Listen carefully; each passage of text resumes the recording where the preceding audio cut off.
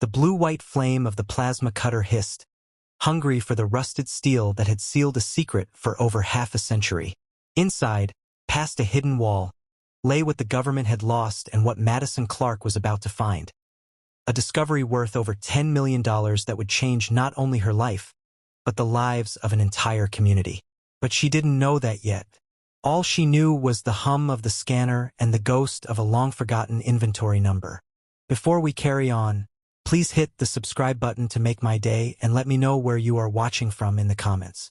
The air on the ridge was thin and sharp, carrying the scent of pine needles baking in the weak afternoon sun, the damp, loamy perfume of earth preparing for winter, and the distant, nostalgic tang of wood smoke from some chimney in the valley below. It was a crisp, late autumn day, the kind that felt clean and final. The sky overhead was a brilliant, almost aggressive shade of cold blue, a vast, empty canvas against which the jagged peaks of the Rockies stood in sharp relief. From their vantage point, the river was a silver ribbon braided through the valley floor, a quiet, constant presence. Madison Clark navigated the final, steep pitch of the trail with an easy, ground-eating stride, her body moving with the quiet competence of someone long accustomed to physical exertion. Her lungs burned, but it was a familiar, welcome sensation, a reminder of her own strength. Behind her, her son, Leo, was not sharing the sentiment.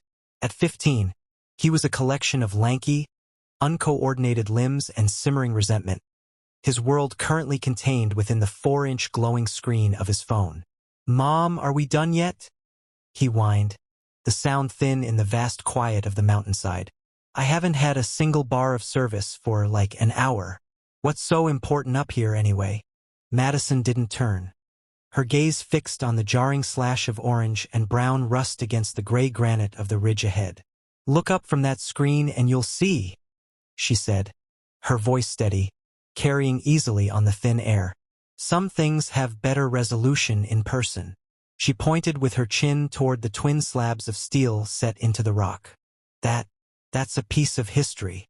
Leo glanced up, his expression a perfect mask of teenage indifference. "It's a rusty garage door stuck to a mountain. Can we please go? I'm supposed to be ranking up tonight." Ignoring his plea, Madison walked toward the doors, drawn by a force she hadn't felt in years. The scale of them was impressive, each one a solid plate of steel easily 20 feet high, their surfaces a cratered landscape of corrosion and decay. "It's a Type 7 ordnance bunker," she said, her voice softer now, almost reverent. "Cold War era, built to withstand anything short of a direct hit. They just left it." She reached out and ran a hand over the pitted, cold metal. The touch was both an act of curiosity and a greeting to an old acquaintance. It felt familiar, solid, a piece of a world she had once inhabited completely. For Madison, the sight and feel of the bunker were a visceral link to a past that felt more real than her present. The crisp, cool air, the smell of damp stone, it was enough to transport her. Suddenly, she wasn't on a hiking trail in Colorado. She was deep underground in a munitions depot in Afghanistan. The air thick with the metallic tang of cordite and the electric hum of high-voltage systems. It was a scent that haunted her dreams, a ghost of ozone and potential energy that clung to her memories. In those dreams, she was an Army munitions officer again, a custodian of immense power, her life defined by checklists, security protocols, and the absolute certainty of her purpose. Every inventory was a sacred text, every lock a promise kept. The transition to civilian life had been a slow, grinding disillusionment. The world outside the wire felt unstructured, the stakes terrifyingly low. Her current job as a freelance surveyor was a pale echo of her former life. She used similar skills, reading the land, using sophisticated equipment, but the objectives were mundane. She found property lines for squabbling neighbors, located buried septic tanks for new construction, and mapped utility easements. The work was precise, it paid the bills, but it lacked the profound, bone-deep sense of purpose that came with managing an arsenal intended to defend a nation. This bunker, this silent, forgotten relic, was a tangible piece of that lost world. It spoke a language of logistics, of security, of secrets buried in stone, a language she was fluent in. It was a problem without a solution, a question without an answer, and it made her feel more alive than she had in a decade. Leo, having finally given up on finding a signal, trudged over to her side, his hands shoved deep in his pockets. "So what? They just forgot about it?" "Something like that," Madison said, her eyes tracing the thick, welded seam where the doors met. Base closures, budget cuts, shifting priorities. Things get lost in the paperwork. She knelt, her fingers probing the base of the door where it met the concrete apron, a thick slab now cracked and colonized by hardy mountain weeds. The silence here was different from the quiet of the wilderness. It was a heavy, manufactured silence, the silence of a sealed room, of a story paused mid-sentence. A thought, a professional impulse, sparked in her mind. She stood up and unzipped her worn pack, a durable military-issue bag that had seen harder days. She pushed aside a water bottle and a bag of trail mix, her fingers finding the familiar, hard-shell case of her equipment.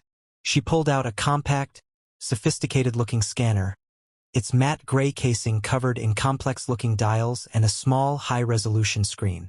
Leo's interest was finally, genuinely sparked. "Whoa, what is that thing?" he asked, leaning in for a closer look. "Did you steal it from a ghost hunting show?"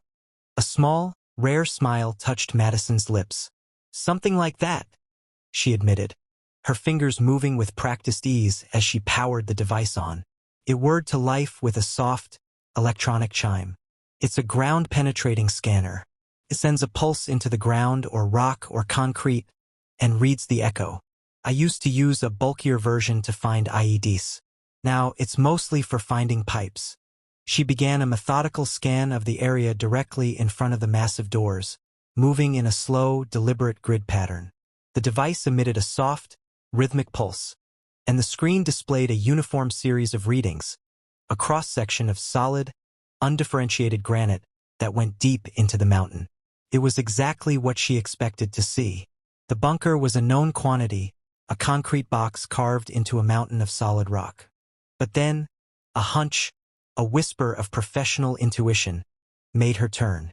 It was the same instinct that had told her to double-check the seals on a container of white phosphorus, the same nagging feeling that had made her reroute a convoy around a seemingly empty stretch of road.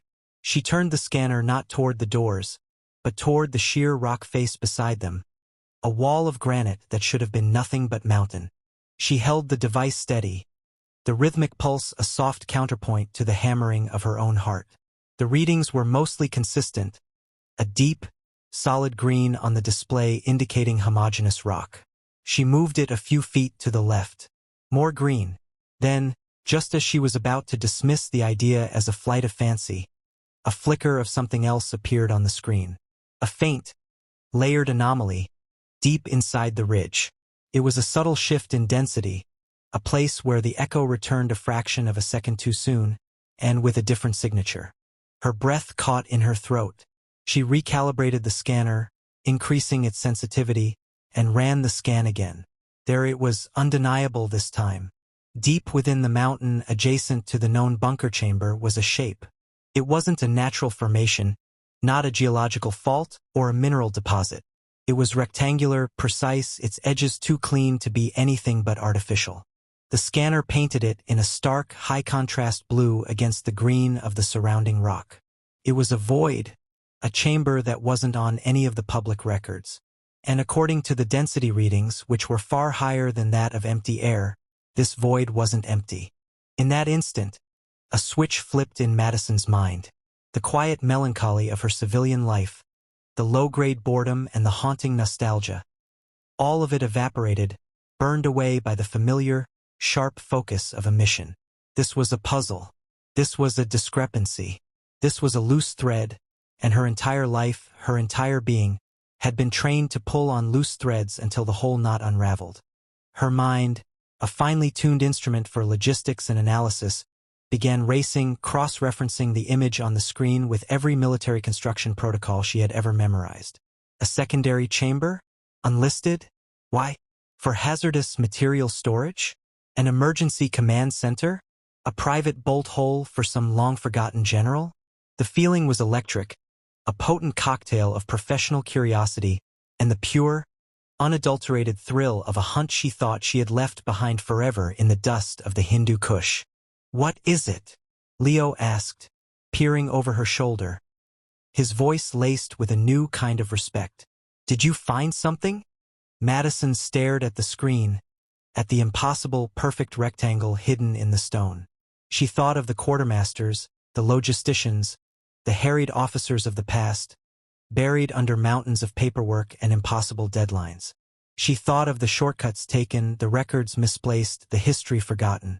This was no longer just a hike in the mountains. This was a recon mission. "Maybe," she said, her voice a low murmur, her eyes gleaming with a light Leo hadn't seen in years. "I think I might have found a question that needs an answer." She powered down the scanner, her movements crisp and decisive. The hike was over. The investigation had just begun. Madison's home office was a small, spare room, a testament to a life organized with military precision. There were no family photos on the walls, no sentimental clutter on the shelves. Rolled-up survey maps, each labeled with a neat stenciled tag, were stored in cardboard tubes like shells in a rack. Her desk, a simple slab of dark wood, was clear except for a laptop, its screen glowing in the pre-dawn darkness, and a single half-empty mug of black coffee. The only light in the room came from the monitor, casting long, dancing shadows that made the space feel like a command bunker, a digital foxhole from which she waged her quiet wars. For the past 3 nights, sleep had been a low-priority objective. The image of the rectangle on her scanner was burned into her mind, a persistent, tantalizing ghost. She was immersed in a deep dive of digital archives, a world of scanned PDFs, buggy government websites, and declassified records that were nearly impossible to navigate. She moved through them with a hunter's patience, her fingers flying across the keyboard, her search queries becoming more esoteric and precise. She cross-referenced state property transfers from the 1980s with federal land use surveys from the 1960s. She pulled up geological charts of the region, looking for any notation of exploratory drilling or mining operations that might explain the anomaly. There were none.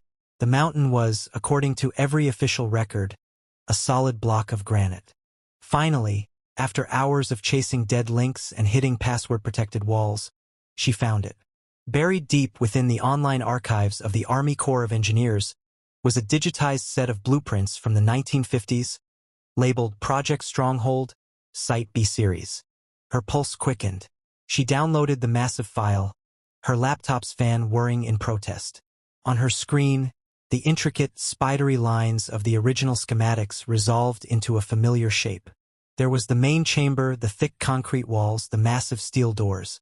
And there, on a secondary page showing ventilation and utility conduits, was a small, unmarked access tunnel, no more than a footnote in the grand design, designated only as primary ventilation conduit, upper access.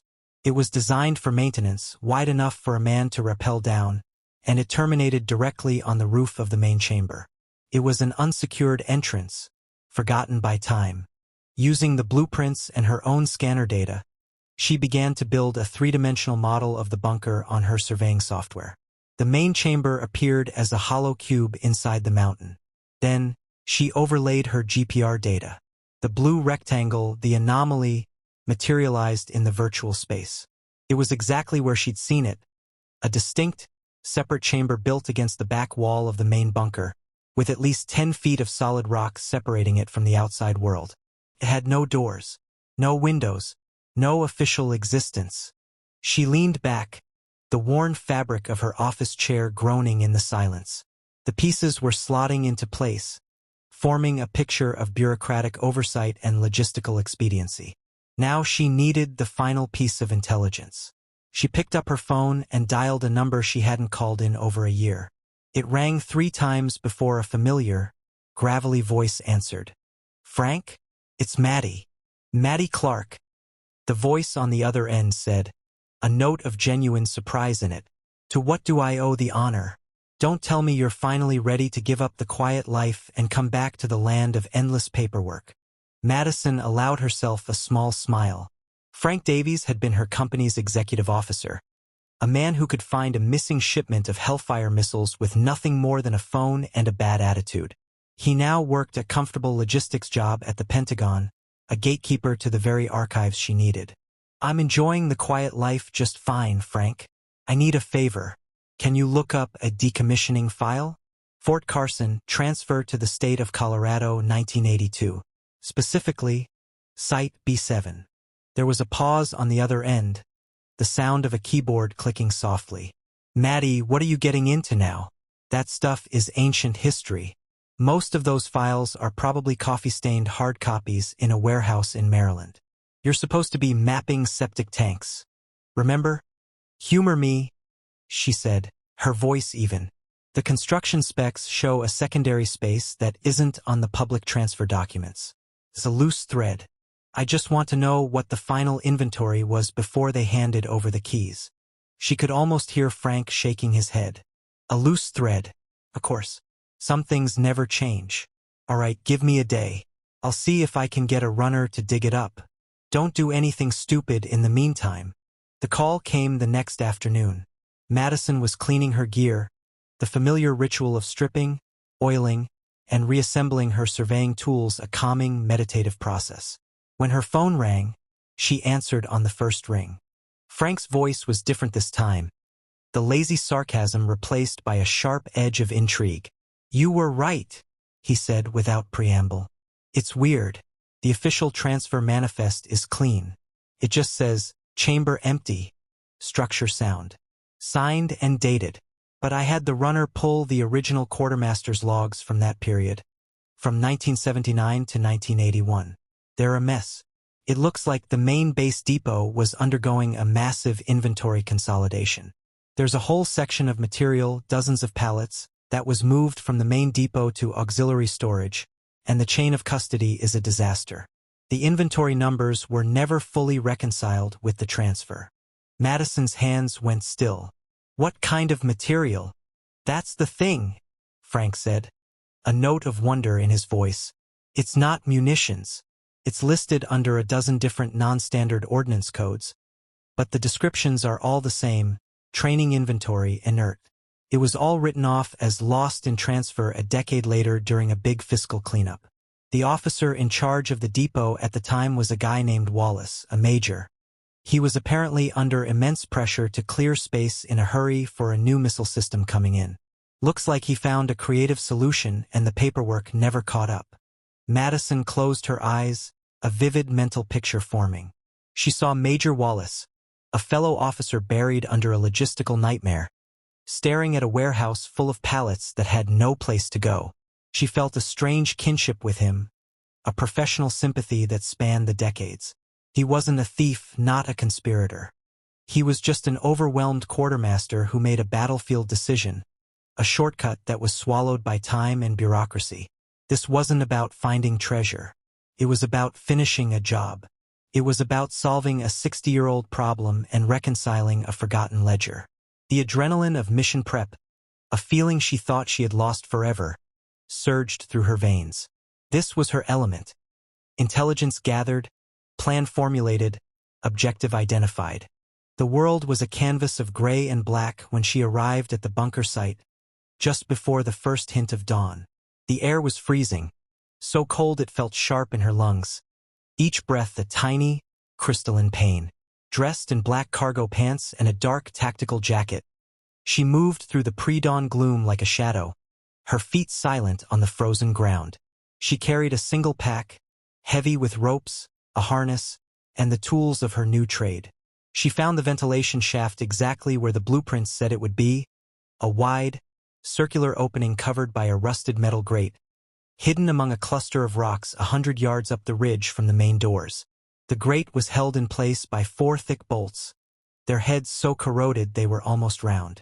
It took her 10 minutes of patient, focused work with a breaker bar to force them, the sound of screeching, protesting metal unnaturally loud in the profound silence. She anchored her rope to the base of a thick, ancient pine tree, double-checking the knots with the practiced efficiency of muscle memory. She clipped into her harness, swung her legs over the edge, and began her descent. The shaft was utterly black, a perfect, lightless void. Her headlamp was off, a precaution against any remote possibility of being seen. She repelled by feel, her gloved hands guiding the rope, her boots finding purchase on the cold, slimy metal of the conduit walls. The air was tight and smelled of rust, decay, and the faint, mineral scent of water seeping through ancient rock. It was the smell of a place that had been sealed for a very long time. After 100 feet of vertical descent, her boots touched down on a solid surface with a soft, nearly inaudible thump. She had arrived. She unclipped from the rope and stood for a long moment in the total darkness, letting her senses adjust. The silence was a physical presence. It pressed in on her, a heavy, suffocating blanket. It was the kind of absolute silence she remembered from her past, the silence of waiting, the silence between the lightning and the thunder. She switched on her headlamp. A powerful, focused beam cut a sharp, lonely circle in an immense, cavernous darkness. The main chamber of the bunker was vast, far larger than it had appeared from the outside. The beam of her light seemed to be swallowed by the emptiness, revealing nothing but empty concrete floors and towering, featureless walls that soared up into the gloom. Dust motes, undisturbed for decades, swirled in the beam like a galaxy of tiny ghosts, their silent dance the only movement in the dead, still air. The air itself was thick, heavy, and smelled of cold concrete and time. Her boots made soft, echoing sounds on the floor as she began to walk the perimeter, her light playing over the faded, stenciled markings on the walls. Danger, high voltage, authorized personnel only. They were ghosts of a former authority, warnings whose power had long since faded. She moved with a slow, deliberate pace, her head on a swivel, every sense on high alert. This was enemy territory, not because of any human threat, but because it was a place of unknown variables of forgotten history. She finally reached the back wall, the location indicated by her scanner. To the naked eye, it looked identical to the rest of the concrete, a seamless, monolithic slab of gray. Her heart hammered against her ribs. Had she been wrong? Was the anomaly a ghost in the machine, a flaw in her data? She reached out and knocked on the surface, her knuckles rapping sharply against the cold concrete. The sound was a dull, solid thud, the sound of a fist hitting a mountain. She moved 5 feet to the left and knocked again. Thud. She moved again to the precise spot where her 3D model showed the hidden chamber should be. She knocked. Thump. The sound was subtly but undeniably different. It was less a thud, more a thump. It was deeper, with a hollow resonance that the solid wall had lacked. A surge of triumph, hot and fierce, shot through her. She ran her bare fingers over the surface of the wall, feeling for any imperfection. The concrete was rough, pockmarked, but as her fingers traced the area where she had heard the hollow sound, she felt it. A line, a hairline seam, almost invisible, perfectly straight, filled with the accumulated dust and grime of half a century. It ran from the floor to the ceiling. She found another one, 10 feet to the right. It was a panel, a wall that was not a wall. Her theory was correct. The data was right. Major Wallace and his logistical nightmare were real. A wave of validation and nervous energy flowed through her. A potent, dizzying cocktail. There was no turning back now. She was through the looking glass. She took a deep, steadying breath, the cold, dusty air filling her lungs, and knelt to open her pack. The silence of the bunker was about to be broken. She was ready to make some noise. The blue-white flame of the plasma cutter hissed to life, a furious, hungry sound that was an act of violence against the decades of profound silence. The noise was deafening in the enclosed space, a screaming, high-pitched roar that vibrated through the concrete floor and up into Madison's bones, shattering the tomb-like stillness of the bunker. She held the cutter with a steady, practiced hand, her face shielded by dark protective goggles, the brilliant, searing light of the plasma arc painting the cavernous chamber in stark, dancing shadows. The air, once thick with the scent of dust and decay, now filled with the sharp, electric smell of ozone and hot metal, a scent that was both alien and deeply familiar, the smell of work and deconstruction. She didn't cut a neat rectangle into the concrete panel. Her plan, born of tactical experience, was more strategic. She moved the cutter with precision, carving a series of deep, intersecting holes in a rough circle, a technique designed not to remove the section cleanly, but to shatter its structural integrity. The plasma flame, a tiny, controlled star, sliced through the reinforced concrete with an almost obscene ease, throwing off a shower of incandescent sparks that died in the darkness. Each cut was a deliberate act, a calculated wound inflicted on the mountain's secret. When she was done, the panel was still in place, but it was fatally weakened, a web of deep, glowing orange cracks connecting the holes she had made. She switched off the cutter, and the sudden return of silence was even more profound than before. It was a ringing, expectant quiet, the air still vibrating with the ghost of the noise. She took off the goggles, her eyes adjusting to the focused beam of her headlamp, and picked up the small sledgehammer from her pack. She swung it with a short, powerful arc, striking the center of the weakened section. The first hit produced a deep, cracking sound. The second blow was met with a groaning protest. With the third, the entire circular section gave way, collapsing inward with a ground-shaking boom that was less a sound and more a physical concussion. It rolled through the vast chamber like a cannon shot, echoing and re-echoing off the distant walls before finally fading, leaving a cloud of thick, choking dust billowing out from the newly created opening. Madison stepped back, her heart hammering against her ribs, a wild, triumphant rhythm. She waited, her breath held, as the thickest of the dust settled, her headlamp beam cutting a hazy path through the swirling gray particles. Then, she stepped forward and shone her light into the hole. The beam sliced through the gloom and revealed a second, smaller chamber.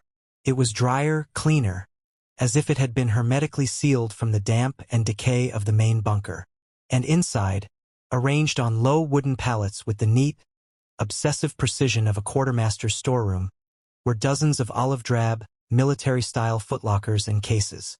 They sat in silent, orderly rows, a lost platoon of secrets waiting for inspection. Each case was stenciled in clean, white, block letters that seemed impossibly fresh, untouched by the passage of time.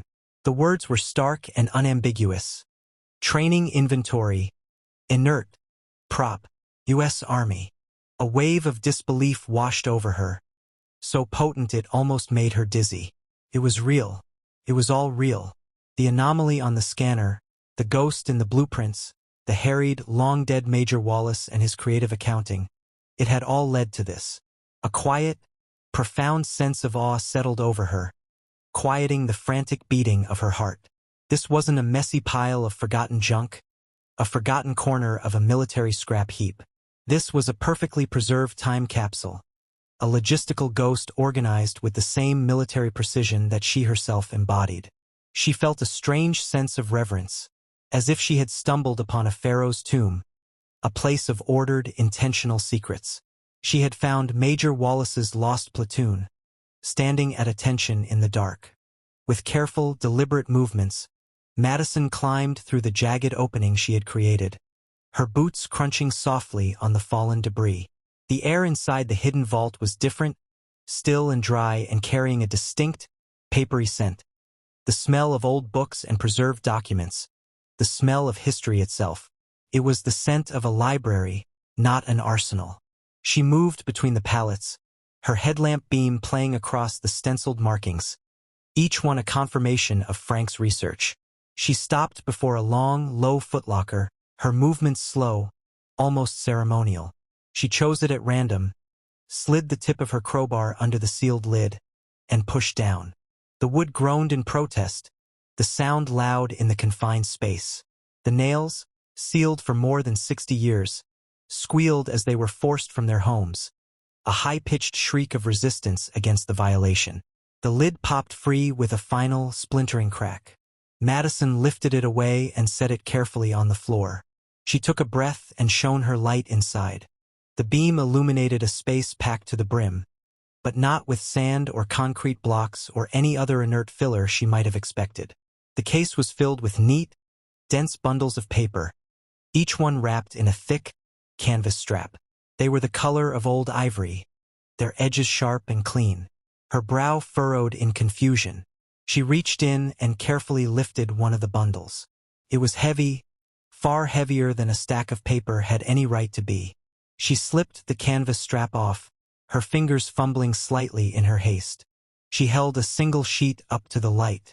It was thick, fibrous, and intricately engraved. Across the top, in an elegant, flowing script, were the words "The United States of America." It was a bearer bond, dated 1952, with a full, uncut sheet of interest coupons still attached. She riffled through the bundle. There were hundreds of them, in denominations ranging from $100 to $10,000. Her mind, trained for inventory and rapid calculation, began to spin.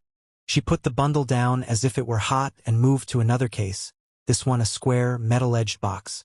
She pried it open with more force, her earlier reverence replaced by a frantic, consuming curiosity. Inside this one were stacks of currency, but it was unlike any she had ever seen. The notes were printed with the words "Allied military currency," issued for use in post-war Germany and Japan, money intended for relief and reconstruction, a tool of peace, not war.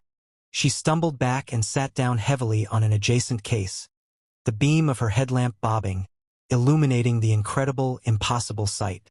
She did a rough, conservative calculation in her head, her mind working with the cold, detached speed of a targeting computer. The face value of the bonds, the stacks of military currency, the accrued, unpaid interest over 60 years. It wasn't thousands. It was millions. Many millions. At a conservative guess, it was well over $10 million. She let out a long, shaky breath, a sound that was half laugh, half sob. She looked around at the silent, waiting cases, at the ghost of a forgotten logistical nightmare. "Oh, you poor, overwhelmed son of a gun," she whispered to the ghost of Major Wallace, her voice hoarse in the stillness. "You really did it." The initial, dizzying wave of elation, the pure adrenaline of discovery, crested and then crashed, replaced by a sudden, crushing sense of weight. This wasn't a lottery ticket. This wasn't a treasure chest. This was a problem. A $10 million problem, sitting in the dark, in a hole in a mountain that only she knew existed. Her first thought was of Leo. She saw his face, his constant low-grade disappointment with their life, his yearning for things she couldn't provide. With just one of these bundles, just one, she could give him everything. A new car, the best college, a life of ease and opportunity, a life free from the constant, grinding worry about money that had been their companion for years. The temptation was a real, physical thing, a seductive whisper in the silent vault. Who would ever know? She could take a few bundles, seal the bunker back up, and walk away. It was lost government property, forgotten by time, an accounting error that had been written off decades ago. It was finders, keepers. But as the thought took root, her core identity, the very bedrock of her being, rebelled. Her entire adult life, her whole sense of self, had been forged in a world of absolute accountability. She was an officer. Her word was her bond. Her career had been about chain of custody, about signatures on a line, about the sacred trust of inventory. Stealing this, even a single sheet of it, would be a betrayal of everything she had ever been, everything she had ever stood for. It would be a betrayal of the uniform she had worn with such pride, a betrayal of the very idea of service. This wasn't her money. It was a public trust that had been misplaced. Her mission, she realized with a sudden, startling clarity, wasn't to get rich. Her mission was to see this inventory properly and finally reconciled. Her mission was to finish Major Wallace's job. Her training kicked in, a series of commands ingrained so deeply they were instinct. Asterisk secure. Document. Report. Asterisk the turmoil in her mind subsided, replaced by the calm, cold focus of a mission plan. She reached into her pack and pulled out a satellite phone, a piece of gear she carried out of habit, a relic from a life where being off the grid could be a death sentence. But before she made the call, she took out her personal cell phone. Her duty as an officer demanded a report, but her experience as a surveyor demanded evidence. For the next 20 minutes, she moved through the vault with methodical purpose. She took clear, high-resolution photographs of everything. She photographed the vault from the opening, showing the pallets in situ. She took pictures of the stencils on the sides of multiple cases. She documented the contents of the 2 cases she had opened, taking wide shots and then detailed close-ups of the bonds, the currency, the dates, the denominations. She photographed her own tools next to the opening, establishing a record of her entry. She was creating her own chain of custody, a meticulous, undeniable record of the discovery. When she was satisfied, she put the phone away and powered on the satellite phone. It whirred to life, searching for a signal, a lonely electronic sound in the subterranean quiet. After a moment, it chimed, indicating a lock. She took a deep breath, looked up the number for the Colorado State Treasurer's office, and navigated the automated menu until she reached the option for the Unclaimed Property Division. The phone rang, and a tired, bored-sounding voice answered. Unclaimed property. This is Brenda. Madison's voice was calm, professional, betraying none of the wild, chaotic storm of emotions she had just weathered. Good morning. My name is Madison Clark. I am a state-licensed surveyor. License number 7749. Okay, the clerk said, the sound of typing in the background. And what can I help you with, Ms. Clark? I am calling to report the discovery of what I believe to be a significant amount of unclaimed state assets, Madison said, her words precise and even. The typing stopped. Okay. The clerk, Brenda, said again, her tone flat. And what's the nature of the assets? A dormant bank account? A safe deposit box? No, Madison said. Physical assets. They are located in a decommissioned military facility in a remote area. The estimated value is in the millions. There was a beat of perfect, profound silence on the other end of the line. Madison could almost hear the clerk processing the words, comparing them to the usual litany of forgotten savings bonds and uncashed paychecks. Then, the voice that came back was entirely different. It was sharp, alert, and stripped of all its earlier boredom. Excuse me? Did you say millions? That's a conservative estimate, Madison confirmed, her voice unwavering. I have secured the site. I need to arrange a formal, documented transfer of custody to the appropriate authorities. For security reasons, I will not disclose the exact location over this call. I need to speak with a supervisor, someone with the authority to handle a matter of this sensitivity. The transformation was complete. The board clerk was gone, replaced by a serious, focused official. Yes, of course. Please hold one moment, Ms. Clark. Do not hang up. Madison stood in the silent vault, the satellite phone pressed to her ear, surrounded by a fortune she had no intention of keeping. The weight of the secret was beginning to lift, the responsibility slowly shifting. She had found the loose thread, she had pulled it, and now the whole 60-year-old knot was about to unravel. She had done her duty. 2 days later, the area around the bunker entrance was unrecognizable. The wild, lonely silence of the ridge had been replaced by the quiet, controlled hum of official activity. Yellow tape, stark and bright against the muted colors of the mountainside, cordoned off the site, transforming it from a historical relic into a formal scene. Several state police vehicles were parked on the flattened earth of the access road, their light bars dormant but their presence a clear statement of authority. A team of people, a strange mix of serious-looking officials in dark suits and technicians in practical lab coats, moved with a quiet purpose, their voices low and professional. The atmosphere was one of controlled excitement, of a myth that had just been proven real. Madison stood beside a woman in a severe but practical charcoal suit, her gray hair cut in a sharp, no-nonsense bob. This was Ms. Albright, the state comptroller, a woman whose expression suggested she had seen every possible form of financial malfeasance and was rarely surprised. Today she was surprised. Madison, dressed in simple jeans and a clean, pressed button-down shirt, looked composed and calm, a stark contrast to the figure in black tactical gear who had breached the bunker's defenses under the cover of darkness. She held a simple manila folder, her own meticulously prepared documentation. With a steady voice, Madison methodically walked Albright and her team through the entire process. She started with the initial hike with Leo, the intuitive hunch that had led her to scan the rock face, and the appearance of the anomaly on her screen.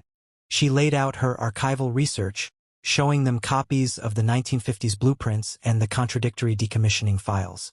She described her entry through the ventilation shaft and the discovery of the hidden wall. Finally, she detailed the breach and the contents of the vault, presenting the folder that contained her time-stamped photographs and a written summary of her actions. She was giving a formal after-action report, her tone as professional as if she were briefing a commanding officer. The state's team, using their own specialized equipment, had already cut a larger, more precise opening into the hidden chamber. As Madison finished her briefing, 2 technicians in white coveralls emerged from the opening, carrying one of the sealed footlockers. They set it down carefully and, using a pry bar, opened it.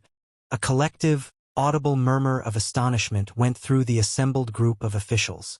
Inside, nestled in the dry, still air, lay bundle after bundle of pristine bearer bonds. Ms. Albright shook her head slowly, a look of profound disbelief on her face. She turned to Madison, her sharp eyes filled with a new respect. "Ms. Clark," she said, her voice low and laced with wonder. "In my 20 years in public finance, we have investigated dozens of myths about lost treasury caches and forgotten gold shipments. We have always, without exception, assumed they were conspiracy theories, local legends. You actually found one. How on earth did you do it?" Madison met her gaze, her expression unwavering. "I read the paperwork," she said simply. "The person who put this here wasn't a thief. He was a quartermaster just trying to clear a warehouse on a deadline. He logged it as training inventory to get it off his books, and the paperwork got lost when the base was closed.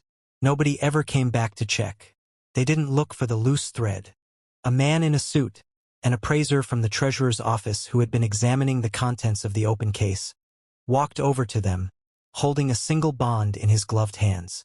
"Comptroller," he said, his voice hushed with awe. "The face value on these is significant, but with the accrued, uncollected interest since the 1950s, the total value is staggering." He paused, looking at his notes. "A preliminary, and I stress, very conservative valuation puts the total recovery at approximately $10.7 million. Another wave of quiet murmurs rippled through the officials. $10.7 million. The number hung in the crisp mountain air, feeling as solid and real as the granite cliffs around them. Ms. Albright looked from the appraiser back to Madison, a genuine, appreciative smile finally breaking through her severe expression. "Well, Ms. Clark," she said, her voice firm and clear, "your integrity and professionalism are, frankly, astonishing. I want you to know that your decision to report this, to do this by the book, will not go unrewarded." She gestured toward the state's legal counsel, who nodded in confirmation. "Under the State Asset Recovery Act, a citizen who facilitates the recovery of unclaimed assets of this nature is entitled to a statutory finder's award. It's a percentage of the total value recovered. In this case, it will be a very substantial amount. You have not only returned a significant asset to the people of this state, you have solved a historical mystery and, I might add, made your own future quite secure." Madison simply nodded, the news settling over her not with a jolt of excitement, but with a quiet sense of rightness, of a mission properly concluded. She looked past the officials, past the police cars and the yellow tape, her gaze settling on the high, lonely ridge where this had all begun. The bunker was no longer a ghost from her past. It was something else entirely now. It was a beginning. 6 months later, the small, derelict office building that had once been attached to the bunker complex was transformed. The peeling paint and broken windows were gone, replaced by a clean, modern facade of wood and glass that blended with the mountain landscape. The air, which had once smelled of mildew and decay, now carried the fresh scent of new paint, brewing coffee, and dry erase markers. A simple, elegant wooden sign, hung above the new porch, read, "Ridge Line Skills Center." Inside, Madison stood in front of a large, detailed topographical map of the surrounding national forest, a laser pointer in her hand. Her class was a diverse group of a dozen people, a mix of young veterans in their 20s, their posture still carrying a hint of military bearing and older, weathered volunteer firefighters from the small, scattered towns in the valley. They listened with rapt attention, their faces serious and focused. "When a wildfire starts," Madison said, her voice confident, authoritative but deeply encouraging, "chaos is the enemy. Panic is the enemy.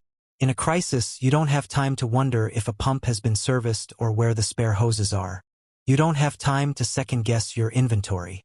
She clicked the laser pointer, highlighting a staging area on the map.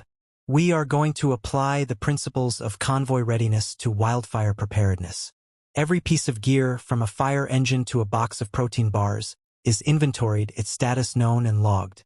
Every person knows their role and the role of the person next to them. You prepare for the chaos by mastering the calm. Today, we're inventorying this entire station's equipment cache, and we're doing it the Army way. Meticulously, redundantly, until it's second nature." At the back of the room, Leo was handing out bottles of water from a cooler. He was taller now, his lankiness beginning to resolve into the solid frame of a young man. He wasn't on his phone. He moved with a quiet, newfound purpose, his eyes fixed on his mom with an expression of open admiration. He watched as she commanded the room, not with force, but with the quiet, unshakable confidence of someone who was completely in her element. Madison looked out the new, wide window of the classroom, her gaze falling on the ridge opposite them. The bunker doors were still there, but they had been cleaned, sealed, and painted a neutral gray that blended into the rock face. The state had permanently sealed the chamber, its contents now part of the public trust. For her, the bunker was no longer a place of ghosts, no longer a symbol of a past she couldn't reclaim. It was the foundation of her future. The statutory award, a sum that had initially seemed impossibly large, had not been a lottery win. It was seed money. It was the capital she needed to fund this new mission, to create a place where the skills forged in the crucible of war could be repurposed for the preservation of life and community. She felt a deep, resonant sense of purpose, a feeling she hadn't known so completely since she had taken off her uniform for the last time. The restlessness that had driven her up that mountain 6 months ago was gone, replaced by a profound sense of peace. She wasn't just a veteran, a surveyor, a mom anymore. She was a teacher, a leader. She was Officer Clark again, but her command was different now. Her mission was no longer about managing the tools of destruction, but about building a shield of preparedness for the community she had come to call home. The class had left for the day, their voices fading as they headed to the equipment shed to begin their inventory practical. The sun was beginning to dip below the western peaks, painting the valley in long shadows and soft, golden light. Madison was at the front of the empty classroom, wiping down the large whiteboard, the squeak of the eraser a satisfyingly final sound in the quiet room. Leo came and stood beside her, not speaking, just looking out the window at the valley below. The silence between them was comfortable, easy. "That was pretty cool, Mom," Leo said finally, his voice quiet. "The way they listened to you, the way they just, did what you said." Madison stopped wiping the board and looked at him, a genuine warm smile spreading across her face. "They're good people, Leo. They just needed a system, a way to make sense of things before they get chaotic." Leo nodded, his gaze shifting up toward the ridge, toward the sealed gray doors of the bunker. He said thoughtfully, "I was looking at that bunker today. It doesn't look like a rusty old door anymore." Madison turned to fully face him, her heart swelling with a love so fierce it almost hurt. She saw him then, truly saw him, not as the sullen teenager he had been, but as the thoughtful, observant young man he was becoming. The gap that had grown between them, a chasm carved by her own restlessness and his adolescent detachment, had finally, quietly closed. "What does it look like?" she asked, her voice soft. Leo looked from the bunker back to her, his eyes clear and direct. "Like a beginning," he said. Madison looked at her son, at the new strength in his shoulders and the new confidence in his eyes. She looked out at the vast, beautiful valley that was her home, at the skills center she had built, at the sealed bunker that had made it all possible. She took a deep, slow breath of the cool mountain air. it was just air. Clean, crisp, and smelling of pine and damp earth and the promise of her work tomorrow. The ghost scent of cordite, the metallic tang of a past she could never escape, was finally, completely gone. She had found her peace, not by running from her past, but by putting it to work in the service of a future. And it was a future that was just getting started. Alina placed her cleaning rag on the counter and looked at him, her expression unreadable. "Now, you do your job, Admiral," she said, her voice even indirect. She gestured with her chin toward the two bound men. "You wanted proof. You wanted a thread to pull. Here it is. These men work for Thorn. Their equipment, their biometrics, their financials, it will all lead back to him if you dig hard enough. You have the proof of a traitor operating within your own sphere of influence, and you have the name of the man who betrayed my team." She paused, letting the weight of her words settle on him. "You can bury it again, hide it under another layer of black ink and redacted files, or you can get justice for the names on your wall." She was handing it all to him, the responsibility, the risk, the moral imperative. She had achieved her personal objective, she had survived, she had proven that she was not a target to be trifled with. The larger war for justice, for the honor of her fallen comrades, that was his to fight. She had brought the enemy out of the shadows for him, now it was up to him to land the killing blow. She saw the conflict in his eyes, the weary weight of a long career spent navigating the murky waters of politics and power, warring with the simple, honorable code of a soldier. "This is your chance to make it right, Admiral," she said, her voice softening for the first time, a flicker of the woman she might have been. "Don't let them have died for nothing." Before he could respond, she turned and walked toward the back of the bar, disappearing into the shadows of the storeroom without a backward glance. By the time the first official response team, summoned by a call from Price, stormed into the bar 10 minutes later, she was gone. She had vanished as completely as if she had never been there at all, leaving behind only 2 captured assassins and the lingering scent of ammonia, a ghost returning to the ether. The gas station was an island of harsh, fluorescent light in a vast, dark ocean of prairie. It was hundreds of miles from the sea, hundreds of miles from the life Alina Graves had built and then dismantled. The woman who stood by the pump, filling the tank of a nondescript, dusty sedan, bore only a passing resemblance to the quiet bartender of the Anchor. Her long, dark hair was gone, replaced by a short, practical cut, dyed a mousy, forgettable brown. She wore jeans, a simple gray hoodie, and worn-out boots, the anonymous uniform of the American road. She paid for the gas with cash, a crumpled $20 bill she pulled from her pocket, her interaction with the bored, late-night cashier lasting less than 10 seconds. No credit cards, no security cameras, no trace. As she got back into the driver's seat of the car, she caught her reflection in the side mirror, her face illuminated by the station's cold, white light. For a fleeting moment, she saw the ghost of the Falcon staring back, the eyes sharp and assessing, the jaw set with a warrior's resolve. It was the face of the woman who had hunted in the desert, the woman who had turned her sanctuary into a killing ground. But then, the image shifted. The hardness in the eyes softened, not into weakness, but into a deep, quiet weariness. The tension in the jaw eased. The Falcon receded, and what was left was simply a face, the face of a survivor. She was no longer hiding, a ghost afraid of her own shadow. Nor was she hunting, a predator seeking vengeance.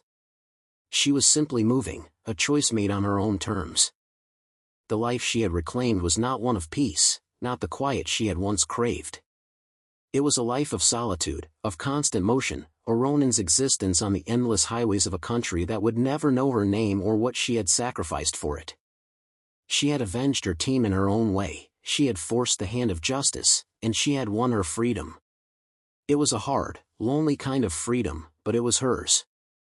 She started the car, the engine a low, steady rumble in the quiet night. She pulled out of the gas station and onto the empty highway, heading east. As the first, faint fingers of dawn began to paint the horizon in shades of purple and gold, she pressed her foot down on the accelerator, driving off into the sunrise, a ghost on her own terms, finally and forever free.